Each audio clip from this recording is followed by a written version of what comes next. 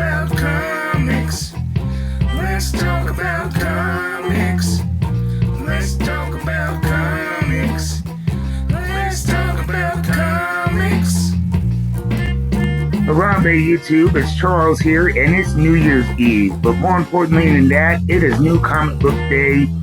So let's get on with the festivities. I got a brand new box of comics from MidtownComics.com.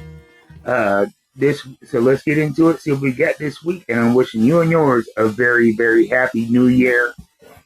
So let's start. I always open the box on camera so you can see the safety and security that your orders may or may not be sent with when you order from Midtown Comics. Being in a small town, I don't have access to a large comic book store, and so online is where I primarily get my books from. We have a great local store called Spellbound Apothecary and Entertainment, and also check out Coffee and the Comic out of Huntington, California. Use their website from time to time. Great, easy to use website. But if you want to, get the widest variety at the lowest price per book, you're probably going to go to Midtown Comics. So the shipping can be a little bit pricier.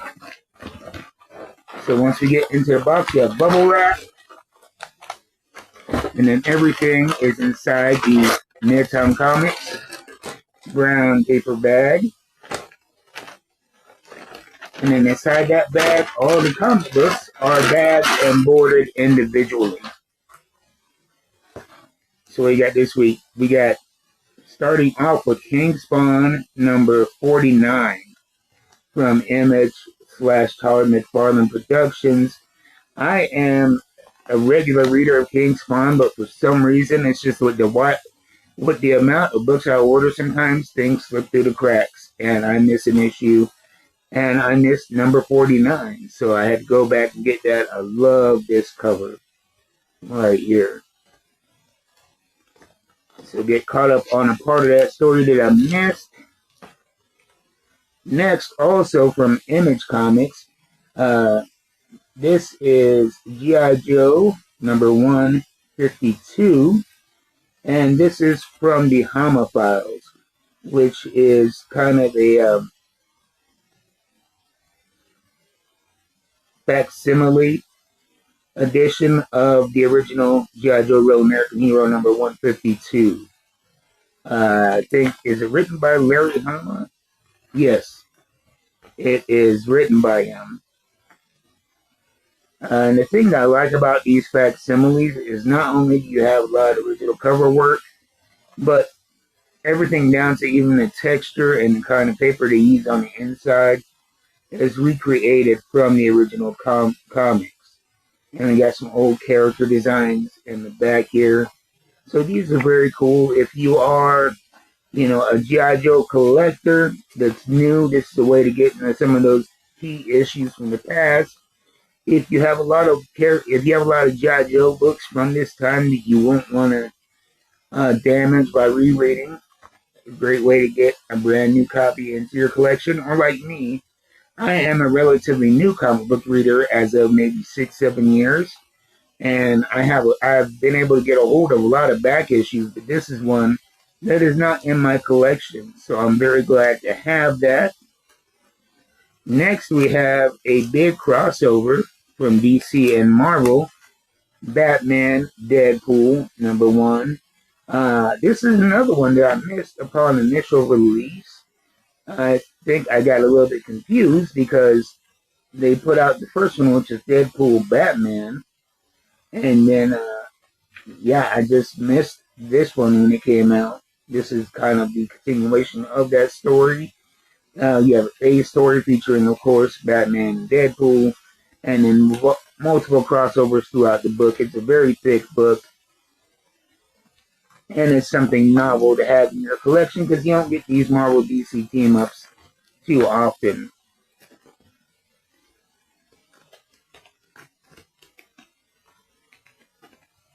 Next, we have Final Boss number 2 from Image Comics. I really like this. It is brutal. It is violent. It has a completely original lore that I've not seen in comics before, and a gamified aesthetic, fitting its title, Final Boss. So really, really digging that. If you are a fan of action in comic books, you definitely want to get Final Boss. I wasn't expecting a lot from number one, and it really blew me away. Next, we have from Dynamite Comics, Red Sonja New Year Special 2025. I love these holiday specials from Dynamite Comics because they're usually one shots, a little bit more of a different look at a character. They may be a little bit more campy, a little bit more fun. You never know quite what you're going to get, but it's always fun with these holiday specials. On Christmas, I actually read and reviewed on this channel.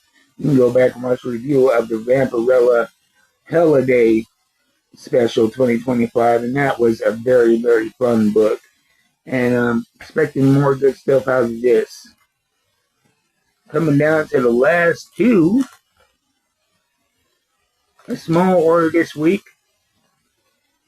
quality over quantity. Now, the quality is something that I am going to be curious about with this next book. It is Night of the Cadillacs Origin, Blood World City. And it is from Execution Posse Holdings. Now, the reason why I say quality is going to be a question is the Night of the Cadillacs universe is a comic book universe that is like an underground gangland universe, but it involves supernatural beings like vampires, werewolves, and the illicit blood trade. And each one of the books covers a different gang and a different look into this territorial conflict. You had Lipstick Klika, which was following a group of vampiric cholas. You had the Stitches, which is like a motorcycle gang.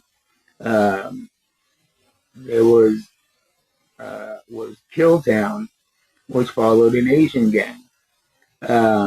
And the quality was truly up and down. With Killtown, number one was good. It got me excited about the universe. Killtown number two was bad. Number three was great. Lipstick Klika, I dug the art. Number one was pretty good. Number two was not so much. And the quality bounces up and down, back and forth. But I really enjoy the premise and the world that it sets up. And I think it has a lot of potential, especially artistic, the art and the stylistically and the lore. I mean, you look at this right here, just this random page, I open up here, it shows you the aesthetic differences. The Chamberlains, their aesthetic is kind of an old school, gangster aesthetic. Lipstick Klika, you see the lowrider truck here in this panel representing them. Hilltown, Asian gang, sporty bikes, fancy cars here. Kind of giving you a little introduction here of the different names in that page. And then looks like they introduced a new character into the lore. Look at this art. So that's why I'm willing to take a chance, is because the art holds up even when the story, quite frankly, sucks.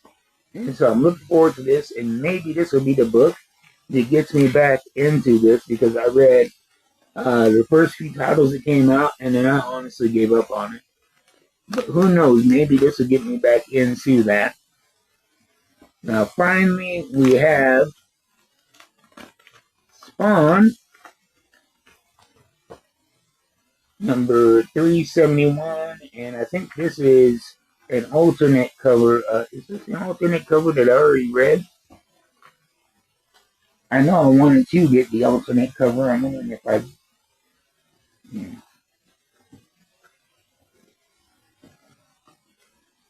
Nope, I didn't read this one yet. So I still have to get that alternate cover. We have Spawn 371, cover A. And I am a huge Spawn fan. I read everything that comes out in the Spawn universe, and I'm really, really looking forward to this one. So that's it. That's what I have. My final unboxing for 2025. It has been a great year of comics. In my opinion, the All Stars have been Image Comics, with the GI Joe Energon Universe stuff they've been putting out. A lot of the facsimiles, everything in the Spawn universe, which they have dramatically just, it is ballooned in size, but the quality is still there. Todd McFarlane's hand is still on the wheel of the Spawn universe, and with every book, the quality seems to only improve, which is the opposite with a lot of. Usually, you get more stuff, it gets diluted, but somehow the Spawn universe keeps getting better and better. You got titles like Final Boss, Blood and Thunder. So many great titles came out this year. Exquisite Corpses. I could talk about Image all day. I've not read one book from them I did not enjoy. Actually, I did read one book. It was Ghost Pepper, but I think the reason I didn't enjoy it so much was I I just jumped in at number 6, and there was a lot of established lore that they didn't fill the backstory in, but it was still a great looking book, a high quality book. I was just lost on the story. And also, Mad Cave Comics had a great year. Kill Train was epic. What else did I read from them? They killed everybody but me. Don't Forget Your Briefcase was a big, big story with unexpected but logical twists and turns. So I'm looking forward to seeing more of what Mad Cave Comics is going to be putting out this year. And, the other companies have been doing well. DC, while they've been coasting a little bit on some stuff, the Absolute Universe has not been a letdown at all. What other companies? Titan Comics, of course, bringing more and more Conan lore and Conan books. You gotta love Titan for that, as well as the Heat Seeker series, which, if you watch this channel, I've done a lot of books on the Heat Seeker series. It is a more adult theme, action oriented book, completely different than everything else that's on my reading list. So, yeah, it's been a great 2025. Really looking forward to 2026. Tomorrow we're going to be doing our first action figure unboxing of the year of a G.I. Joe, and expect unboxings throughout January every Thursday. We're going to be doing the unboxings every Wednesdays, up and coming releases every Tuesday, and the comic book releases and other stuff throughout the week. So I'll see you guys next year. Until then, keep reading them books. I'm out.